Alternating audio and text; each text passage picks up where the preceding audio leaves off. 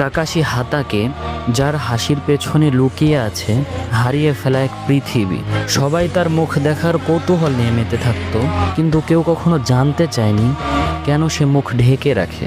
তার মুখোশের পিছনে লুকোনো ছিল শুধু একটা মুখ নয়, লুকোনো ছিল অসহ্য এক যন্ত্রণা। এই গল্পটা শুরু হয় এক বেদনাদায়ক মিশন দিয়ে।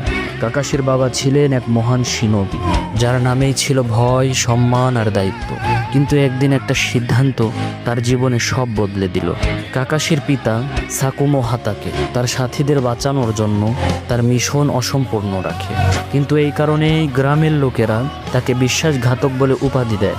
কিন্তু ধৈর্যের সীমা তো তখন ভেঙে যায় যখন সে দেখে সে যাদের রক্ষা করেছিল তারাই কাপুরুষের মতো মুখ ফিরিয়ে নিয়েছে। তখন সে এই অসহ্যকর যন্ত্রণা সহ্য করতে না পেরে নিজেকে শেষ করে ফেলার সিদ্ধান্ত নেয়। আর ছোটবেলায় কাকাশির জীবন দুঃখের সাগরে ডুবে যায়। ছোট্ট কাকাশি দেখল কিভাবে সমাজের মানুষেরা একজন সম্মানিত ব্যক্তির সম্মানকে এক মুহূর্তে চূর্ণ বিচূর্ণ করে ফেলে।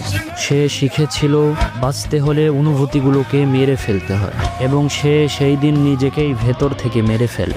বন্ধু অবিটো তাকে শিখিয়ে গিয়েছিল বন্ধুদের ফেলে যাওয়া শিনবি নয়, সে একজন নিকৃষ্ট ব্যক্তি। আর সেই কথা বুকে নিয়েই সে বাঁচে প্রতিদিন। শুধু এই ব্যথাতেই সীমাবদ্ধ ছিল না তার জীবন, তার ভালোবাসার মানুষ তারই হাতে নিহত হয়।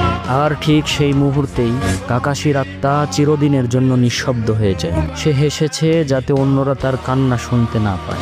সে বই পড়েছে যাতে তার ভাঙা হৃদয়টা কেউ না দেখে। তার শারিঙ্গান দিয়ে সে হাজারটা জাদু শিখেছে, কিন্তু সে নিজের যন্ত্রণা ভুলে যাওয়ার জাদু কোনোদিন শিখতে পারেনি। সবাই তাকে বলেছে কপি নিনজা, কিন্তু সে তো ছিল হাজারটা স্মৃতি বয়ে বেড়ানো একটা ছায়া। তার মুখোশের পিছনে কোনো মুখ নেই, শুধু আছে হারিয়ে ফেলা স্মৃতির কবর। শেষমেশ সে হোকাগে হয়েছে, কিন্তু সে নিজে জানে সে এমন এক ছায়া যে তার আলো কখনো খুঁজে পায়নি।